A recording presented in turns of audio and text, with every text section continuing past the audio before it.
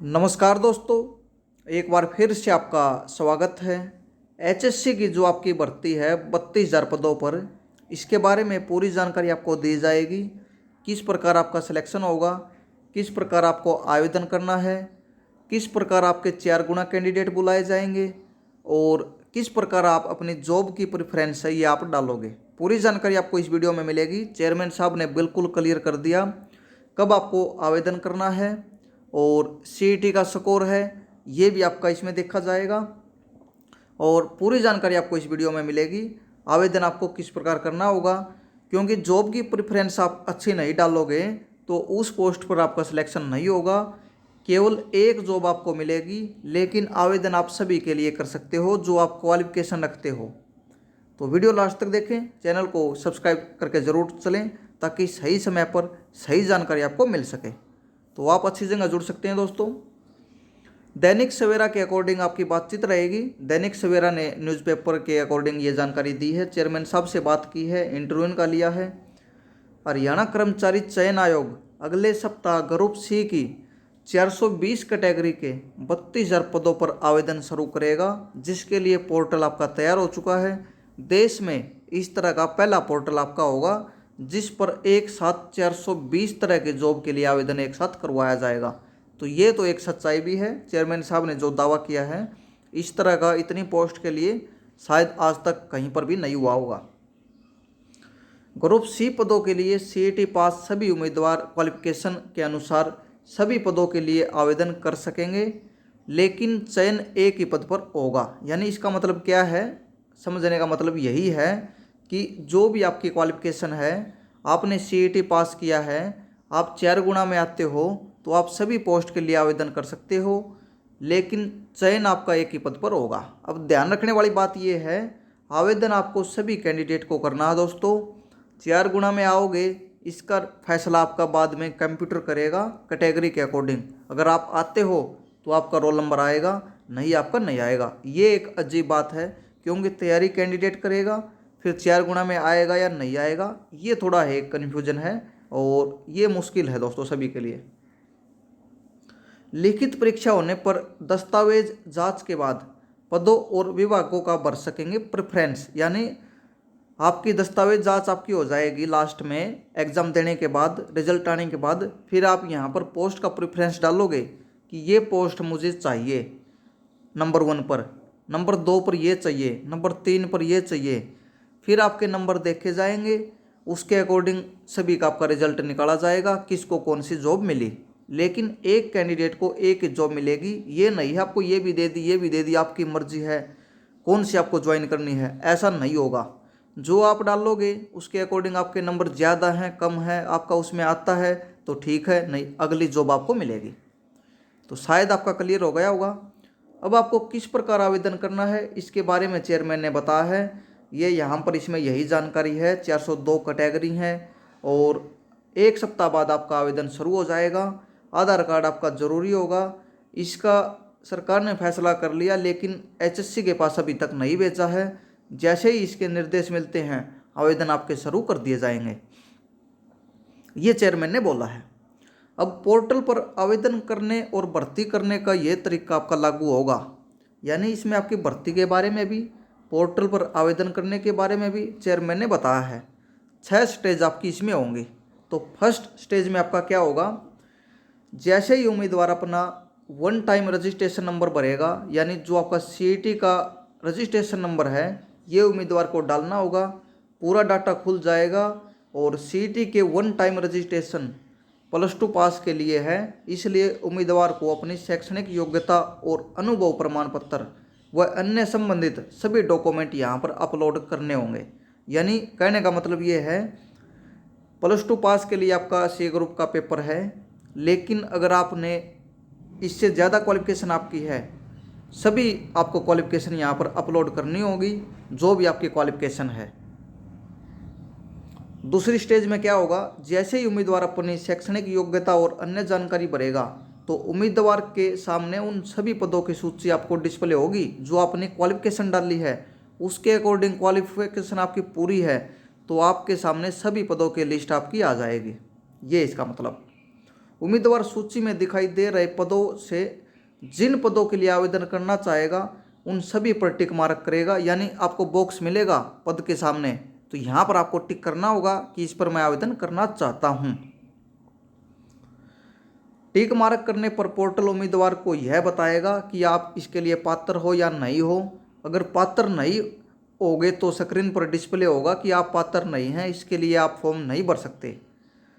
और अगर आप पात्र हैं तो फिर आपके सामने कोई भी स्क्रीन ओपन नहीं होगी, आपका टिक यहाँ पर आपका हो जाएगा बॉक्स में। तीसरी स्टेज कंप्लीट होने के बाद आरक्षण की कैटेगरी के अनुसार उम्मीदवार को मुख्य परीक्षा के लिए छांटने का काम आपका कंप्यूटर करेगा। यानी यहाँ पर आपका 2 स्टेज में आपका आवेदन आपका हो चुका है। फिर तीसरी स्टेज में आपको यहाँ पर कंप्यूटर छांटेगा कैटेगरी के वाइज कि आपका 4 गुना कितना कैंडिडेट है। लेकिन ये आपका ज़्यादा पोस्ट में आपका है, कम पोस्ट के लिए आपका अलग प्रोसेस आपका रहेगा, उसके लिए इन्होंने बताया है। आरक्षण की कैटेगरी के अनुसार उम्मीदवारों को मुख्य परीक्षा के लिए छांटने का काम कंप्यूटर करेगा। अगर पदों की संख्या 30 से कम है तो 5 गुना कैंडिडेट यानी 150 कैंडिडेट 30 से कम है तो, यानी पदों की 5 गुना, अगर 30 हैं तो 30 का 5 गुना 150 आपका होता है। इस प्रकार आपका यहाँ पर आपको बुलाया जाएगा। उम्मीदवारों को परीक्षा के लिए छांटा जाएगा। अगर पदों की संख्या 30 से 40 के बीच है तो 150 उम्मीदवार, यानी 30 से 40 है तो आपके 150, 30 से कम है तो आपका 5 गुना। ये इन्होंने यहाँ पर क्लियर किया है। अगर पदों की संख्या 40 से ज़्यादा है तो 4 गुना कैंडिडेट आपके होंगे। यानी जैसे ही 40 पार पोस्ट आपकी होती हैं तो 4 गुना कैंडिडेट आपके यहाँ पर देखने को आपको मिलेंगे। तो इसका मतलब क्या हुआ, अगर आपकी कैटेगरी के 40 से ज़्यादा हैं, जिस तरह एससी के आपके 40 से ज़्यादा हैं तो 4 गुना आपके बुलाए जाएंगे, 30 से कम है तो आपके 5 गुना आपके बुलाए जाएंगे। आप अपनी पोस्ट देख सकते हो कितने गुना आपके बुलाए जाएंगे।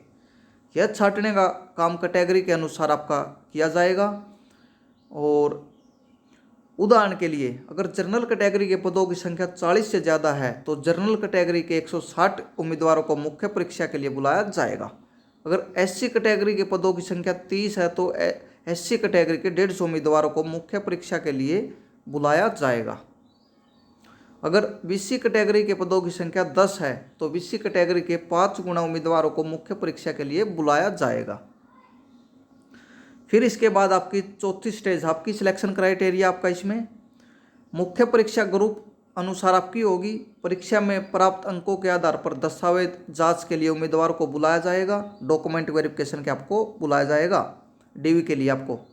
इसके लिए आयोग ने अभी यह तय करना है कि दस्तावेज जांच के लिए आरक्षण कैटेगरी अनुसार पदों की संख्या के अनुसार कितने गुना कैंडिडेट को बुलाया जाएगा। तो ये अभी फैसला नहीं है, अब 4 गुना में कितने पास हो गए, कितने कैंडिडेट को एचएससी बुलाएगा, ये अभी क्लियर नहीं है। कमाल की बात है। अगली स्टेज आपकी दस्तावेज जांच के बाद उम्मीदवारों से पदों और विभागों की प्रेफरेंस मांगी जाएगी। इसके लिए उम्मीदवार पोर्टल पर पदों और विभागों की प्रेफरेंस भरेगा। स्क्रीन पर आयोग की तरफ से पदों का क्रम लिखा होगा। इन पर उम्मीदवारों को अपनी प्रेफरेंस क्रम में भरनी होगी। आयोग के अध्यक्ष भोपाल सिंह खदरी ने बताया कि उम्मीदवारों को अपना प्रेफरेंस 1, 2, 3 और शब्दों 1, 2, 3, 4 और इन पदों के सामने विभागों की प्रेफरेंस अंकों 1, 2, 3 पर टिक मार्क करना होगा, यानी भरना होगा आपको कि 1 नंबर पर मुझे ये चाहिए, 2 पर ये, 3 पर ये, 4 पर ये, 5 पर ये। फिर इसके सामने आपकी पदों की जानकारी भी आपको 1, 2, 3 करके मिलेगी। अगर आपके इनके अकॉर्डिंग आपके जिस भी पोस्ट के अकॉर्डिंग आपकी मेरिट बनती है उस पद पर आपको सिलेक्ट किया जाएगा, क्योंकि आपकी प्रेफरेंस मेरिट के आधार पर ही आपको मिलेगी। ज़्यादा नंबर हैं जिसके, उसको नंबर 1 वाली मिल जाएगी जो उसने भरा है। अब ये नंबर 1 पर अच्छी पोस्ट भी हो सकती है, ये उसकी मर्जी है कौन सी पोस्ट उसने यहाँ पर डाली है। अगली स्टेज आपकी 6 नंबर की। अध्यक्ष भोपाल सिंह खदरी ने बताया कि यह अंतिम स्टेज आपकी होगी। उम्मीदवारों का लिखित परीक्षा में प्राप्त अंक और सामाजिक आर्थिक अंक आपका सभी को जोड़ा जाएगा। अगर किसी उम्मीदवार को मिले होंगे तो आपको आर्थिक वाले मिलेंगे और मेरिट आपकी बनाई जाएगी।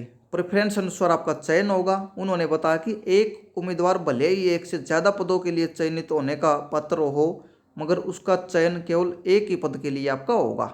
यह पद उसकी प्रेफरेंस अनुसार मेरिट अनुसार होगा। उदाहरण के तौर पर अगर किसी उम्मीदवार ने प्रेफरेंस में 1 नंबर पर एक्साइज इंस्पेक्टर पद भरा है और दूसरे नंबर पर सहायक सचिव नगर पालिका भरा है, तो मेरिट अनुसार उसका नंबर एक्साइज इंस्पेक्टर में नहीं पड़ता मगर सहायक सचिव पद पर पड़ता है, तो वहाँ पर उसका सिलेक्शन किया जाएगा। अगले पदों का प्रेफरेंस पर उसका चयन नहीं होगा, वह पद उसके उम्मीदवार के लिए आपका हो चुका है। अगली पद आपके ये दूसरे उम्मीदवार के लिए आपके खाली आपके रहेंगे। यानी एक पद के लिए आप सिलेक्ट हो चुके हो, फिर आगे आपने कोई भी पद आपको डाला है प्रेफरेंस में, उस पर आपको सिलेक्ट नहीं किया जाएगा। मेरिट आपकी बनेगी, उसके अकॉर्डिंग जो पद है उस पर आपको सिलेक्ट किया जाएगा, फिर आपको काउंट नहीं किया जाएगा, आपको वहाँ से हटा दिया जाएगा, फिर दूसरे कैंडिडेट को सिलेक्ट करने का काम किया जाएगा। तो अपनी प्रेफरेंस अच्छे तरीके से डालना, ये गलती आपको नहीं करनी है। अच्छी से अच्छी जॉब जो आपको लगती है ये आप 1 नंबर पर डाल लें। आपको मिले या न मिले ये बात की बात है, 2 वाली मिल जाएगी, 3 वाली मिल जाएगी, 4 वाली, 5 वाली, इस तरह आपको मिल जाएगी, लेकिन अच्छी 1 नंबर पर डालें। अगर आपके नंबर अच्छे आते हैं तो ये आपके लिए रिजर्व आपकी हो जाए, फिर दूसरे कैंडिडेट को दूसरी पोस्ट पर सेलेक्ट किया जाएगा। यही चेयरमैन ने बताया है, यही इस चीज़ का निचोड़ है। इसी प्रकार आपका आवेदन होगा। सीईटी का संबंधित स्कोर आवेदन पूरा होने तक आपका जो रिजल्ट आपका ये आ जाएगा। और 1,51,000 ने पोर्टल पर या तो अपने दावे सत्यापित किए हैं या सामाजिक आर्थिक अंक आपके छोड़े हैं, ये आंकड़ा इन्होंने दे दिया। 1.5 लाख आप इसको बोल सकते हो। पुलिस की भर्ती आपके जल्दी देखने को मिलेगी, ये भी चेयरमैन ने बताया। कभी भी ईएसपी कैटेगरी के पद भी जल्दी जारी आपके किए जाएंगे, ये भी चेयरमैन ने बताया है।